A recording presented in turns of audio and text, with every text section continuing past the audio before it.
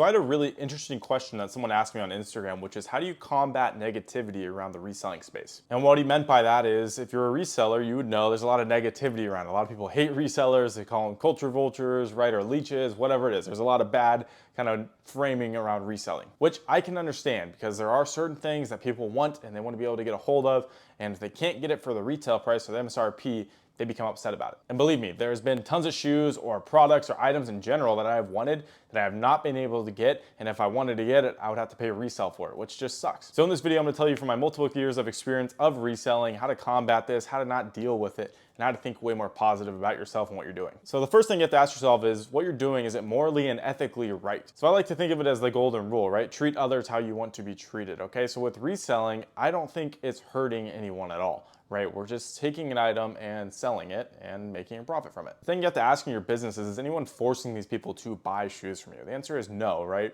And on top of that, I actually think I'm doing them a service. Let me explain why. When I buy a shoe from an outlet or an online deal, I know how to get it for a really cheap price, or I'm buying it in bulk and wholesale that I can get it even cheaper, right? So I might buy a shoe for $40 that retails $170, and I might sell it to a customer for only $100.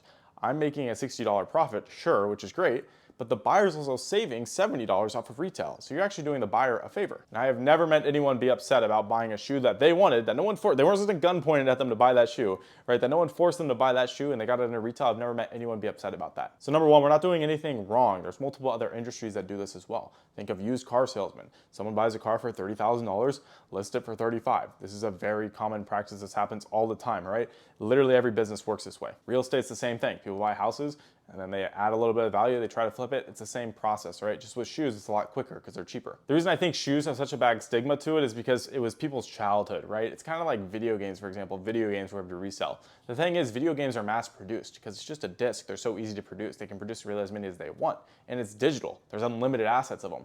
Shoes aren't. And because of that exclusivity, people get triggered and they want to be able to buy shoes when in reality, like there's only so many pairs. It's kind of the same thing. Like I want a Jordan 1 85, right? The ones that came out and the first ever Jordan 1s, I want that pair. But it's like, I have to pay $10,000 for a brand new one. Oh, is that so unfair? It's like, no, it's rare, right? That's just how things work in life. Another example would be two cars. So Porsche, when they make a GT3 RS, these cars are extremely limited. They resell over MSRP, right? If you're lucky to get an allocation, you'll actually make money on it. Is that a reason to be angry at Porsche or at the guy who buys the car? Of course not, right? These cars are just super desirable, and because of that, they're gonna resell, and that's okay. Like, people understand that. Now, here's another thing you have to realize as a consumer. If you're gonna spend $1,000 on a Travis Scott shoe, just because you paid resale doesn't mean that shoe is automatically worth its retail price anymore. No, like that shoe still maintains its value. So if someone's gonna put up their hard-earned money, buy a shoe for $1,000, let's say, that's not your fault. It's not your problem. It's what they wanted to do, and that wealth gets transferred to them. They don't lose all that money to you. It's like, no, that shoe's still worth it. They can go and sell it for that same price. So that's number one, realizing that you're not doing anything wrong. This is just how capitalism works and how, rare items, things work. Like when people want to buy stuff, they trade other things for it and they can get it, okay?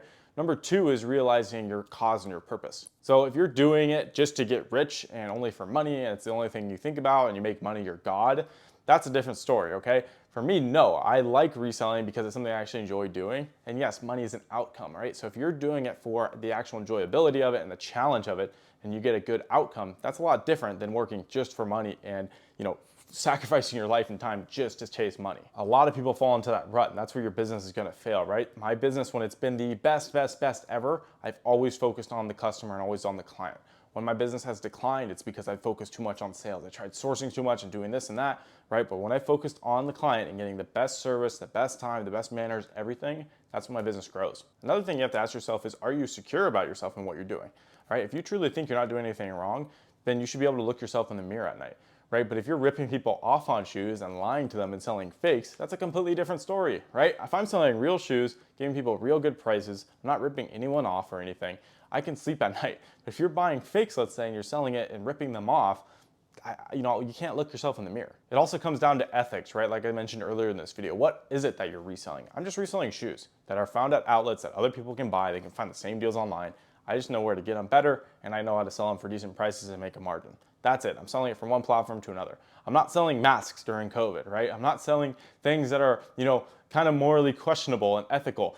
That's not me, right? But if you are doing that type of business, then I could understand why you would feel, ashamed of it potentially. The question that you need to ask yourself is, what you're doing, would you sell it to your mom? If the answer is no, if you would not sell your product, your service to your mom, or your shoe, whatever it is, then you probably shouldn't be doing it. But for me, if my mom asks me to find a pair of Hokas for her, because that's what she likes to wear, and I were to get it for $80 and she said she'd pay me $100, I mean, I'm not gonna make profit off my mom, but my mom would totally be cool paying me $20 for doing that. I know she would. And I know a lot of your guys' moms would be too, be happy to support you for doing that and doing the work for them. You also have to get out of the idea of imposter syndrome. A lot of people have this, and I don't get it. I never really had it when I started out. But a lot of people, they start a business and they don't think that they're worthy, all right? And that can come from trauma and other things in their life. But for me, at least, it's like, the hard work that you put in, and only you see it, and only you know your thoughts. And because of that, you should realize that, hey, what you're doing, and you're worthy of your results, if that makes sense, right? A lot of people don't feel like they are, and they have an imposter syndrome. They don't think they should be there. They don't think they should be on the big stage. And because of that, they end up failing. It's kind of the same thing when you see the star running back go into the NFL and they were killing it in college. And then guess what? They don't think they're there. They don't think they're a spot in the NFL, and then they suck, and then they're out of the league a few years later. They get the yips, right? It's imposter syndrome. So that's pretty much it. I'm telling you guys, if you guys safeguard your emotions, you block out a lot of the negativity, you're gonna get it. I get tons of hate comments on my Instagram. The thing is, those guys were never gonna buy a shoe from me or a product from me ever. They're never gonna buy my coaching program. They're never interested in it. They were never gonna buy or resell a shoe from me. So it's like, why does their opinion even matter? If you block these people out, you don't even care about them, it's okay. And guess what? Their negativity on your Instagram or your page is only gonna boost your views even more. So I love when they leave hate, because I just leave it and it lets you know you're doing the right thing. Because if you're not making people mad, you're not doing something right. The key is you have to have some enemies so you can get some opinions, okay? Because you gotta make one side happy and then the other side's not gonna be happy. It's just like politics, right? That's really what it is, okay? And that's how you market. Because when you market correctly, there's a certain group of people that are not gonna like you, and a certain group of people that are. And another thing that I want to compare it to is Jesus. Even people hated Jesus. He never sinned, he never killed anyone, never hurt anyone. So this guy was perfect and people killed him for it. All right, just think of it that way. So people were willing to kill Jesus and say bad things about him, and they still do today. They still hate him, right? Like, they're gonna hate you. And that's what Jesus says in the Bible. So I'm telling you guys, no matter what you did, if you took all your money that you earned at your regular day job and donated it all to charity, someone's still gonna get mad because they're not gonna like that charity, right?